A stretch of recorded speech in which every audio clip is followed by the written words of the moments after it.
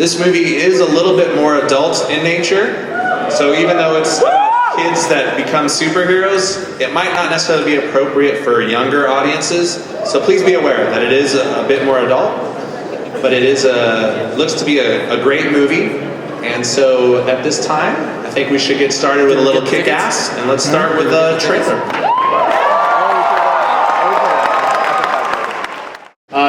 You just saw the trailer. Matthew Vaughn, who directed this movie, is somebody I've known for a little while now. I first met him when he was promoting the film Snatch. I went to Pinewood when he was shooting Stardust, and then I went back when he was making Kickass. And the difference was that on this movie, it felt like something special was happening from the moment you walked on set, between the cast, between the creative collaborators behind the camera, and I think the final result bears out that feeling that we had on set. I want to introduce you to some of the people that helped make this happen. First up, the co-creator of the comic book and the executive producer on the film, a second-generation comics legend in his own right. This man's Spider-Man, in my opinion, is Spider-Man. John Romita Jr.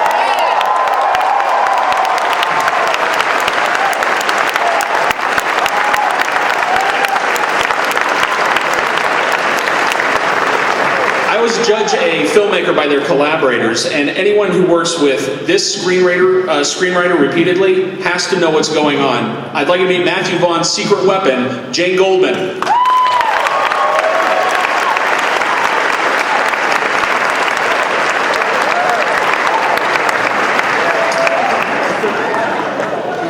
One of the funniest young guys in film today came out of an internet series called Michael and Clark. He is the star of Hot Tub Time Machine. Please welcome Clark Duke.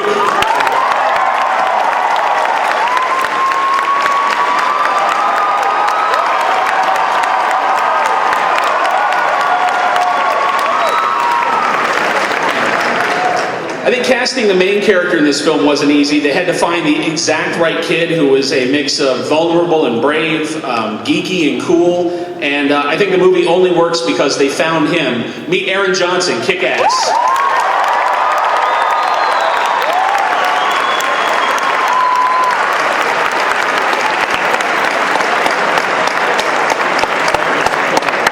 There aren't many actors who can surprise you for 25 plus years, but this next man is the rare exception. He's the only person to ever make me laugh out loud and ruin a take on a film set. Big Daddy himself, Mr. Nicolas Cage.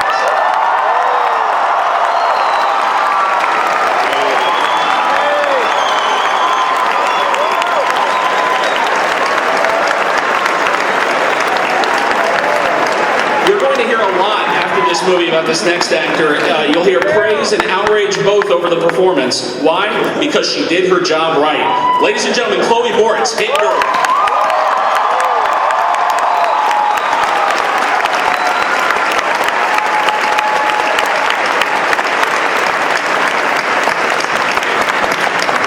Watching her work on set reminded me of nights that I was in Northridge watching a movie called Superbad being filmed, and the first few nights of performance by a young man playing a character named McLovin. After this movie, I think you'll know him as Christopher Mintz-Plasse as well. Please welcome Christopher Mintz-Plasse.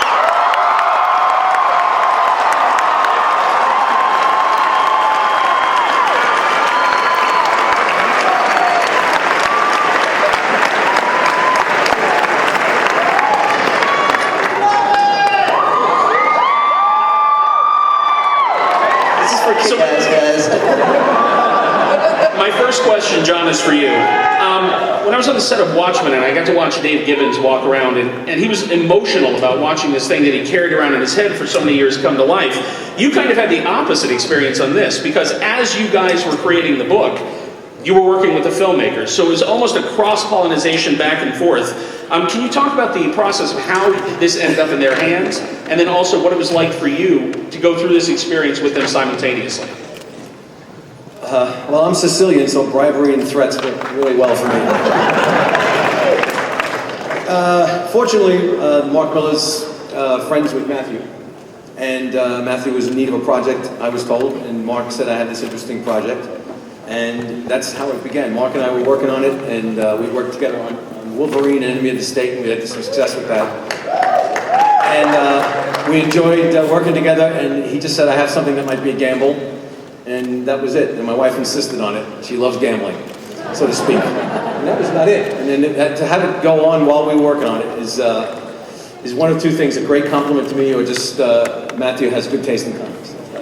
Well, it was fascinating to be there, and in the production office, they had rough sketches because there were issues that still were in process that weren't done yet. So, Red Mist, for example, hadn't even been introduced while they were in the middle of production. Right. So, how much of that was influenced by you coming to the production designer, and how much was you looking at what they were doing and saying, "Oh my gosh, I love this, and I need to incorporate it"? The costumes were completely different. There's nothing close about it, and I just went with what was in my mind, and apparently the designers and Matthew had something else in mind. I think they just kept the M logo for mine, which was about it.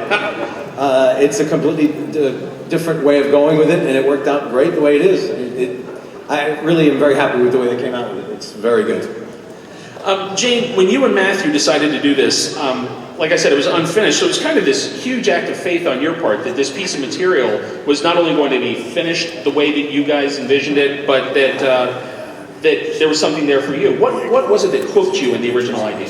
I think it was just one of those ideas that, when it's told to you, even in 2 sentences, you just go, seriously? Is that not been done before? That's insane. Because it's one of those ideas that feels like it should already exist. And so even as just that fragment of an idea, which was what Mark told us at the outset, we both just latched onto it as a story we were excited about telling.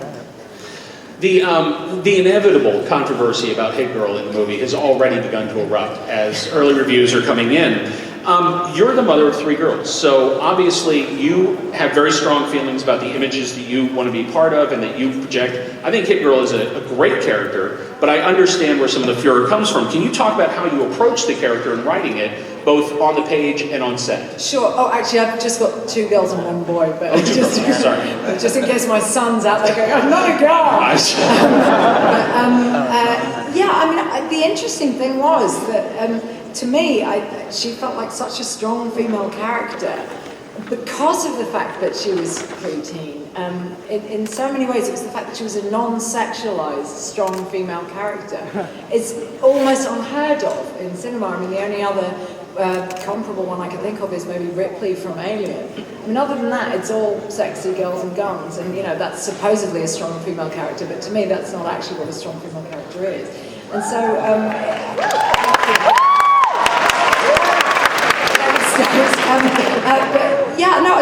that, in some way, that was what struck me first, rather than the idea that people might be outraged. I mean, I find it extraordinary because we're so used to seeing women and children as the victims of violence. The fact that it should kick off when you suddenly see a child as a perpetrator of violence, surely that's less offensive. I don't know, to me that's less offensive. I just found it an interesting character, and the interesting thing about controversy erupting over it is that actually, in terms of people who have actually seen the movie, I don't think I've heard any complaints yet. I think when people see it in context with the humour and the tone of the movie, it's not what it sounds like on paper. Right. Mr. Cage, you have some delicious cultural touchstones that you have built into this role. Things that are immediately noticeable. And they seem very character-driven. In one case, it is the mask itself of Big Daddy, which, as John said, is very different than the one in the book. Can you talk about how these influences found their way into the film and what they meant to you? Well, to begin with, if I sound strange, it's because I've been shooting in Louisiana, it's covered in pollen, and I have laryngitis. So if I sound like a black blues singer, that's why.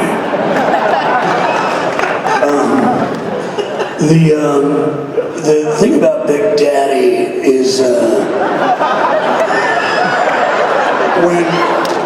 when Matthew Vaughn first showed me the belt for the character, it was a yellow belt, right? And it had like little tubes on it. And I said, I know what that is. That's the belt from Batman, the 60s TV show, right? He said, that's exactly what it is. What do you think? Can we pull it off? I said, well, not only do I think we could pull it off, it was the coolest thing about his character, about his costume. So I said, I want to wear that, and not only that, I want to talk like him. Because it occurred to me like he would speak in these staccato rhythms, you know, like everything kind of had these odd fluctuations and didn't really go together for any particular reason. I thought it was interesting. So I thought that Big Daddy should talk like that. Because everybody out here loves comic books, right? And comic books, I was the first to say, are the modern mythology of the time, like Greek myths. They give people power. There are people that go out and wear Batman t-shirts under their cop uniforms, and they wear Superman t-shirts under their paramedic uniforms, because that's what gives them the guts to go in and get the job done. So, yeah. So, it's like young, right? Like Collective Unconscious. The Damon's doing the same thing with Adam West. Being Big Daddy, being Batman from the 60s TV shows, what got him the guts to do it with, clean up Tomiko's gang. And then it's really stupid to talk about the work because it takes it all the mystery away, but the work speaks for itself. But I was asked a question, so I'll finish the answer. But Damon was I dated a girl years ago, and her dad was a cop. And he always wore these glasses, and he had that mustache that a lot of cops wear. And he always called her child. Oh, child. I thought it was so strange, you know. So I thought that Damon should be that guy, you know. Aaron?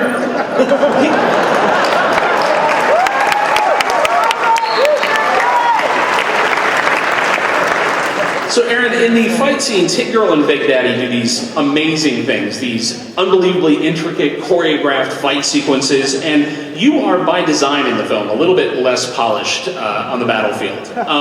How did you prepare for it? And as you were watching them do it, did you ever want to do more? Are you hoping that in the sequel, maybe Brad Allen comes in and choreographs you and gets you up on the wires and things? Yeah, I guess Hit Girl should start training up Kickass. Yeah, he definitely he needs to know how to fight. Yeah, I didn't do too much training. Roll around the floor quite a lot, wave my arms around. Take a couple of punches. It's quite technical. But yeah, no, I'd sit back and just watch Chloe perform. So I'm with you, man. We both get our ass kicked in this movie and don't do any ass kicking. Well, you may not kick ass, but you have an unbelievable car in this film. Yes. The Mintz-Mobile is unreal. You know, this is very different across the board than what you've done before. Can you talk about your first read of the script, and then also can you talk about sort of putting together the look for Red Mist, that sort of 70s glam rock superhero vibe? That was hair and makeup's job. I didn't do any part of the costume making. It was, they wanted to go for the alter ego kind of David Bowie look, and that's what that hair kind of pulls off, or Aaron says the Rihanna look.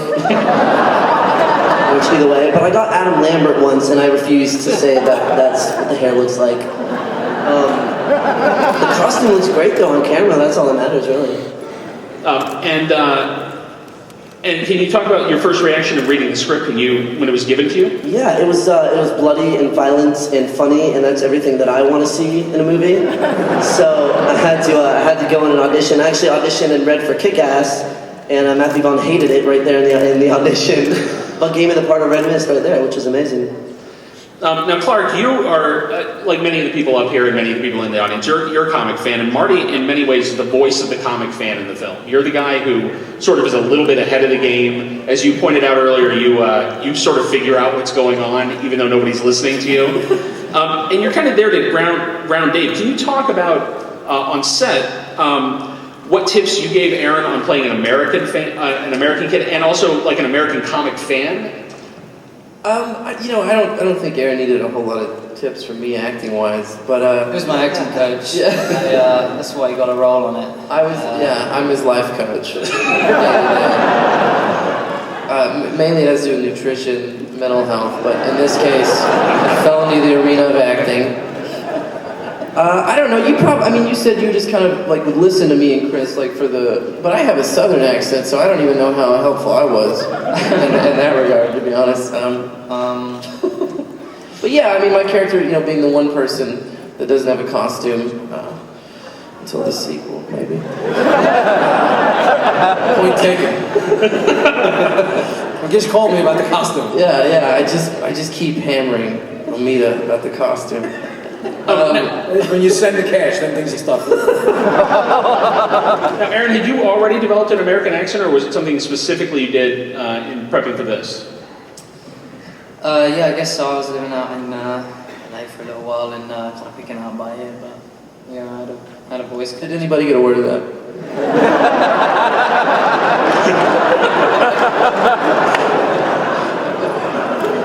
Nobody gives a fuck anyway. I didn't got fucking names.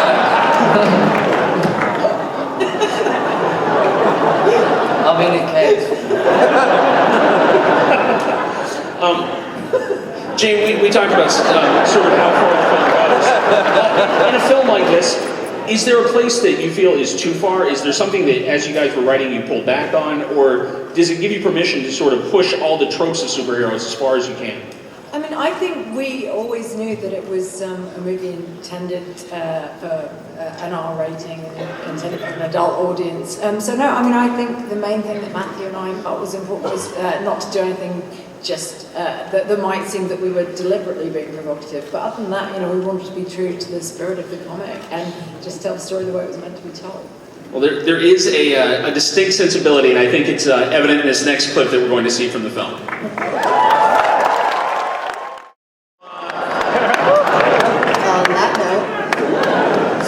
Yes, our first one right here. Okay, every single one of you guys are awesome, amazing. Clark Duke, the Hot Tub Time Machine, the funniest movie this year so far. Oh, thanks, man. It really is. Thank you very much. It really is. My question Still in theaters. Still in theaters. My question is for Nick Cage. You mentioned before, you've been in so many movies. The Rock, now The Social Apprentice. I personally love The Rock, but that's me. What chose you, what makes you choose the script? Why Kickass? Why Social Apprentice? What makes you pick movies? Well, one reason I feel like I have the mind of a student, I'm always learning something. And I can't always sing the songs that I love because it's too easy. Sometimes I have to sing songs that make me uncomfortable, push me out of my comfort zone so that I can learn something, right? And I wanted to do this movie because I didn't know how I was going to get around shooting a 12-year-old girl in the chest. It made me really uncomfortable. And I thought, well, this is a challenge, so that means I better do it, But it was a real joy for me because I got to work with Aaron and with Chloe, and these guys are as good as it gets, man. I mean, they really are.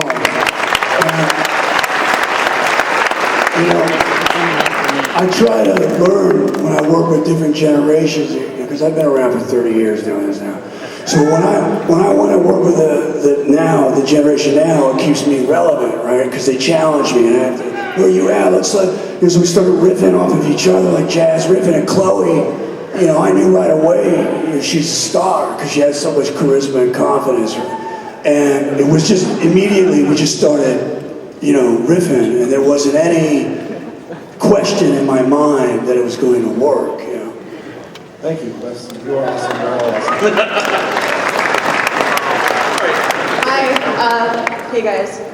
This question's for Chloe. I don't think we've heard you talk yet. So I was just curious, were Mom and Dad reluctant to let you take this part? Because, I'm pretty sure you dropped the F-bomb and you got the line about the giant cock in the sky. So that was just a curious question. How did Mom and Dad feel about that? Well, my mom read the script before I did, and she thought it was a really awesome role. It's really unique and it's very different than, what most kids play. And Just like Will's mom. and, she gave me the script and said, read it and told me what you think. And I read it and I was like, I have to be Hit Girl. Who wouldn't want to be Hit Girl? Exactly. And Nick, same question. I'm just kidding.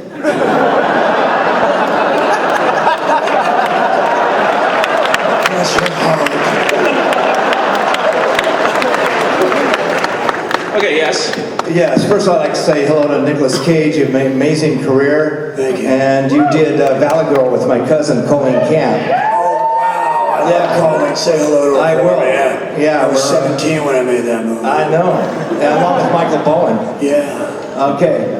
This goes out to the entire cast because, most people, 95% get bullied on. They're the people that get the shit beat out of them. And this movie really speaks to how that's all turned around and the geeks become the superheroes. So I want you guys just to comment about how you feel about taking a dream like that and making a reality on the screen. Well, I love it, I love it. That's what I did when I was a kid. I tried to be a superhero like Aaron's character, So I love it. What do you guys think? I can tell you what Mark Miller initially said. This is exactly what he did when he was a kid: was exercise, take martial arts classes, and plan to get a costume because he wanted to fight crime. He claims it's what he wanted to do. I think everybody in this room probably fantasizes about that. Anybody picks up a comic. So I agree with 100%. Right, thanks, guys. Yes. Hi, my name is Elizabeth, and I'm here because my documentary, The Student Recycling Center, is being shown.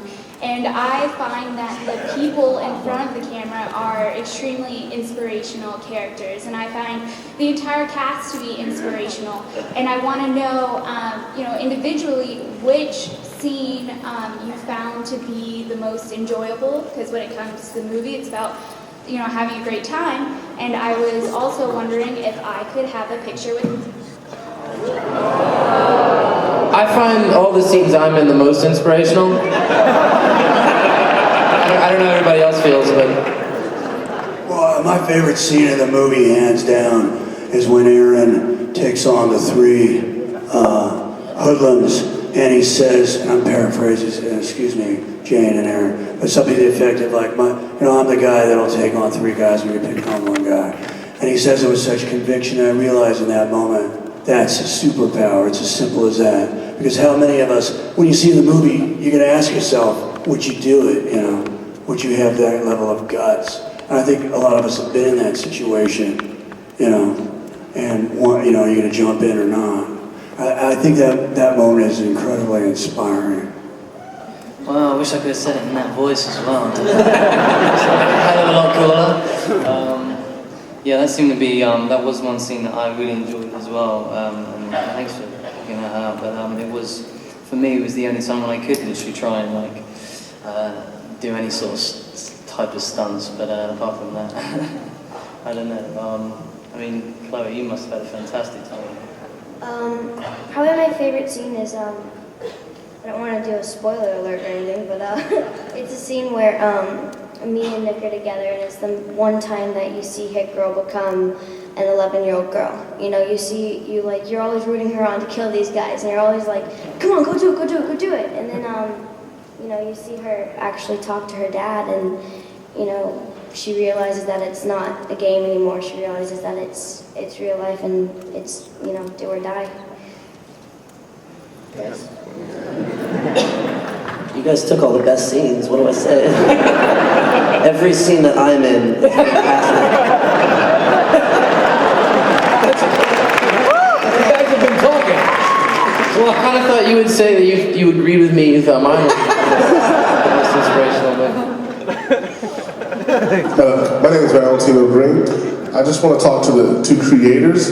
Out of all the comic books out there, Kickass is still like a baby compared to others. What brought you to this one out of all the comic books you could have chose from? I guess it was probably that exact fact. It was the fact that, the movie industry has been plundering these characters that have been around for a very long time.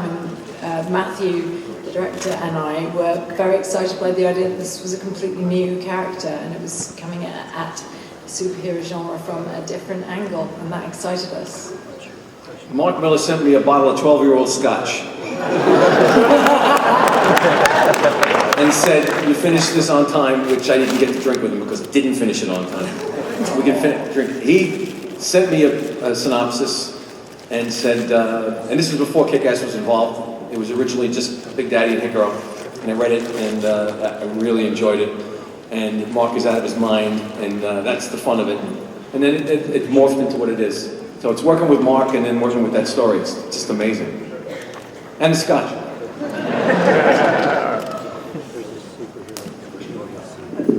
Hi, I'm Ariel. I have a question for John Romita Jr. As one of the co-creators of the comic, I was wondering what the process of making it into a movie was like for you. I had Mark live near Matthew Vaughn. I made him move out to Scotland so he could be near Matthew. They ran into each other at a party and Matthew was looking for a project. And Mark said, I have this project that I'm going to work on with John Romita Jr. Well, that wasn't the important part of it, but Matthew read it and liked it. And that was it. It's as simple as liking a quality story.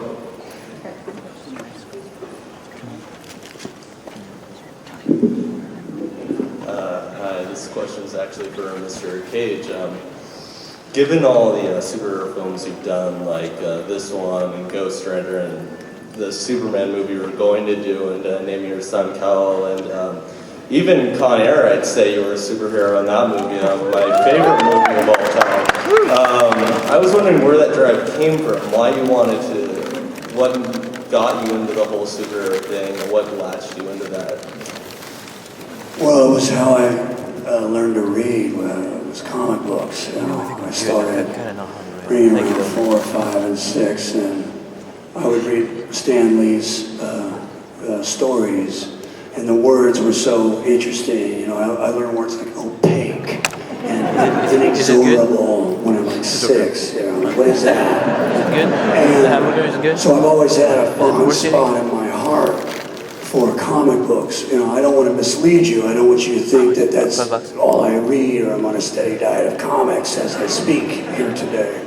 But I think that my interests are more like in the supernatural. You know, I like characters that are supernatural, like City of Angels or Sorcerer's Apprentice or now a Ghost Rider.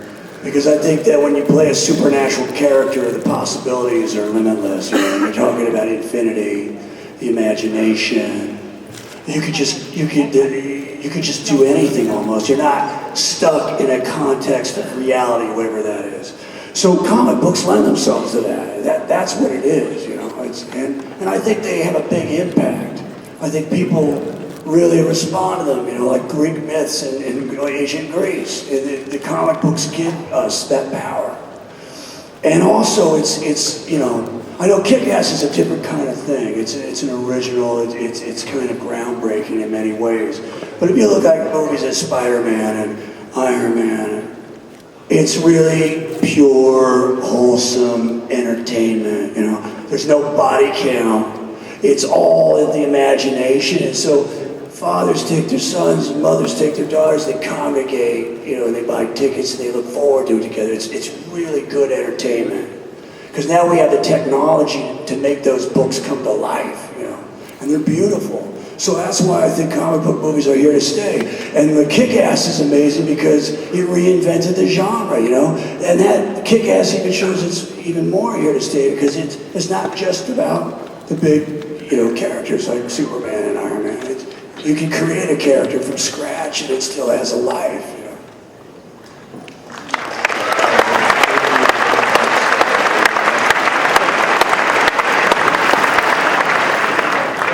A little nervous here. I just wanted to say thank you, Nicolas Cage. I love you, I love your acting, and thanks for helping me with my psychology project, because we're watching Matchstick Men, so yeah. Oh, right on. Thank you. I just wanted to ask this to everyone there, the whole cast. If you could be a superhero, who would you be, or would you rather just stay as your character in Kickass, like the Big Daddy or Red Mister?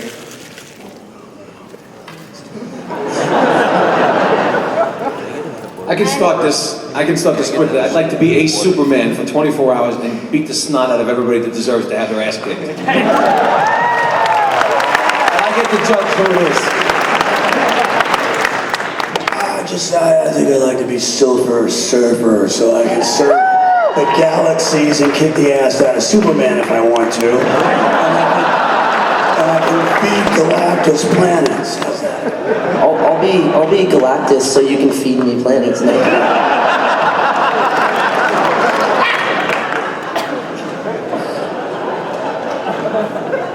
Aaron really wants to be Hit Girl. I think that's his main.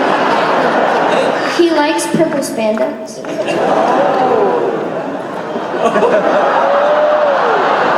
Come on, Aaron, fight back.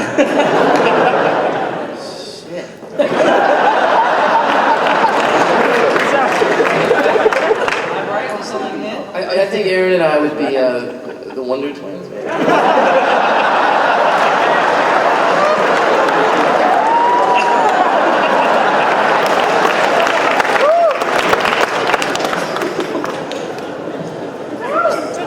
Thank you very much. The film is terrific. When I saw it, when Nick first busts out with that Big Daddy voice, it's jaw-droppingly funny. And I love that. But then weeks later, I was thinking back on it, and I thought, it's actually psychologically kind of poignant and sad that he chooses that voice. Can you talk a little bit about your choice to use that voice, Nick? First of all, I like Adam West because I grew up with him in the TV show, right? And I guess the thing was I thought that Big Daddy would channel that on some level, to give him the guts to do what he has to do. But also, as I said earlier, I like to challenge myself. And I think that I like to take things that I like to take bad sounds and to see if I can make them sound good, I like to take bad sounds and see if I can make them work. And I make it extra hard on myself. But otherwise, it's not interesting for me, So I'm always trying to mess it up a little bit or subvert it, mess with it. Thank you. Yeah, you're welcome. Hi, I want to thank Nicolas Cage for every movie he's ever been in. Thank you. Truly all my favorite actors. Thank you. And my question is for Aaron and Chris. Has being in Kickass opened up any other movie roles for you, superhero or non-superhero? So proving ourselves that we can do something. You get ripped. Yeah. It'll take a while. I don't think I can get ripped. I'm gonna prove all 4,000 of you wrong. Just hit the gym tomorrow. We'll shave our heads. Yeah. American History XX? Yes. XX. They made that one.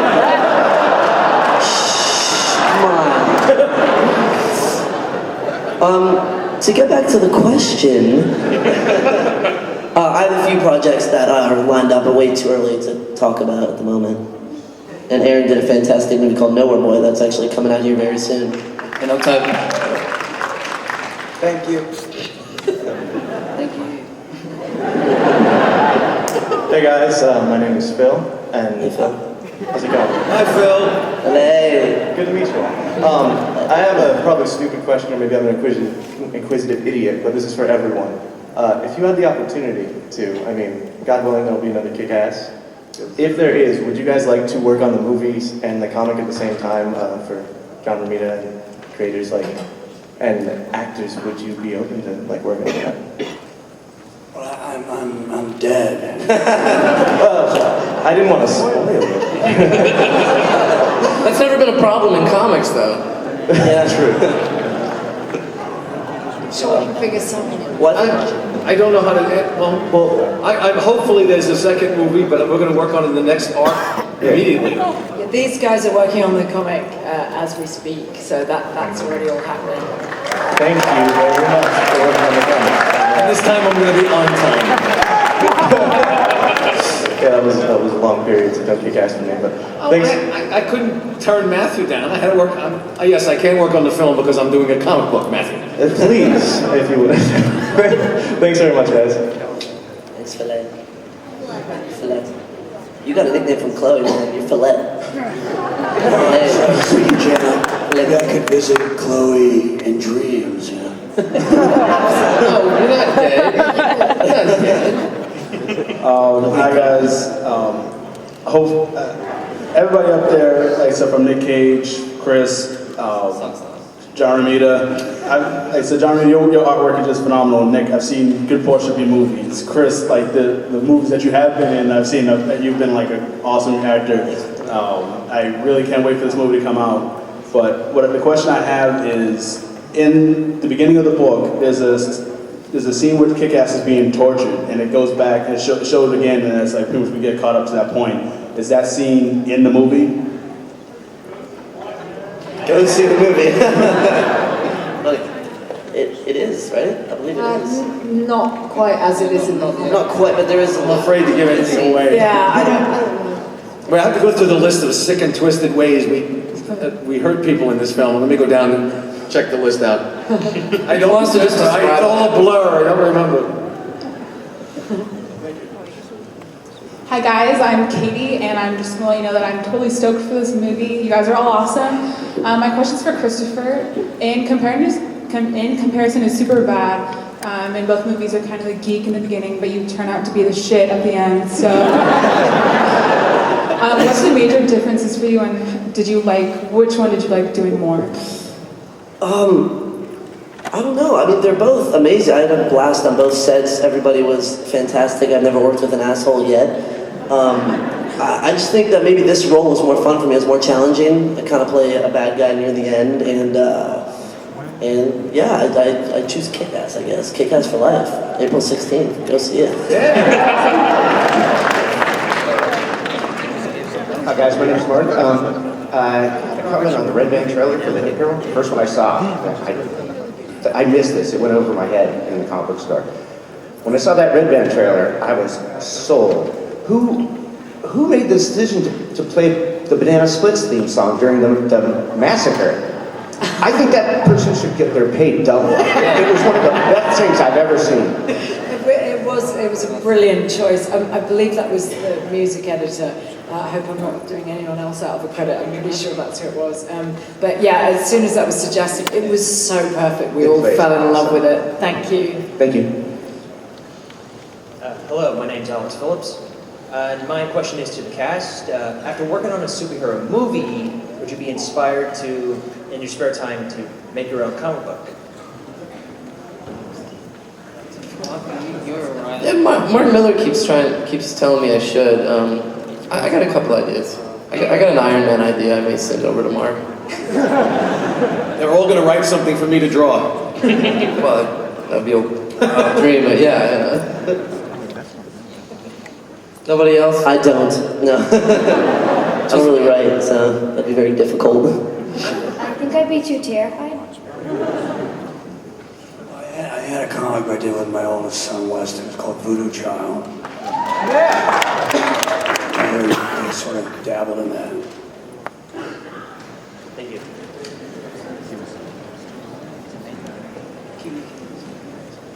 Hello. My question is for Chris. How did you like driving the Red Mist car? And did you ever use it to pick up chicks offset?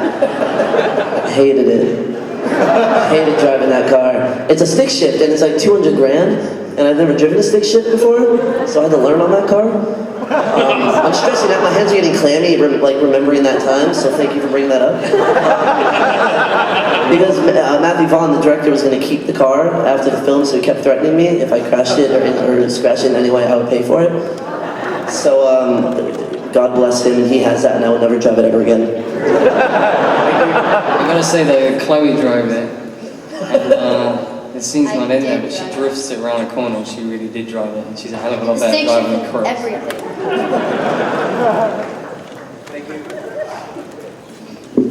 Nick, we all appreciate your opinion on anything, and talked a lot about Chloe tonight, and she sounds marvelous. And I'm wondering if you have any more input into her acting career.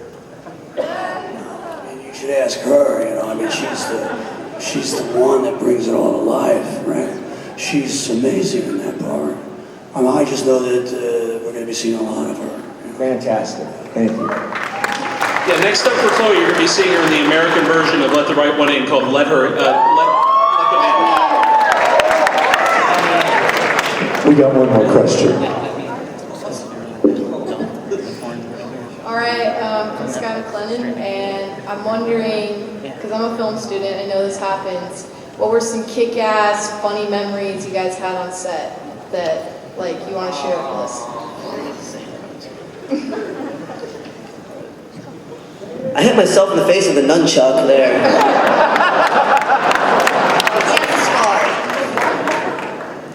Yeah, I got a little scar above the eye. We were doing a fight scene at the end, Aaron, and I whipped the nunchuck out and I bounced off his jetpack and just came straight back and whacked me in the eye. It's awesome. It was not awesome. It's an awesome memory. Is that the only memory on set, guys? I don't remember anything. I was on a bender. Now, John, you actually did an animated sequence in the middle of the film. Is that the first time you've worked on animation, and was it something you enjoyed? Yes. I've never worked on an animated sequence that way before, and it was very different because it was the 3D version of it. And instead, I panicked when I heard it was an animated sequence. I figured 1,500 drawings, but Matthew said we're just going to turn it from the two-dimensional comic book form into the 3D, and that was it. It still was a good amount of work, but this is the first time. I would love to do it again, because I think they even struggled with it themselves, technologically.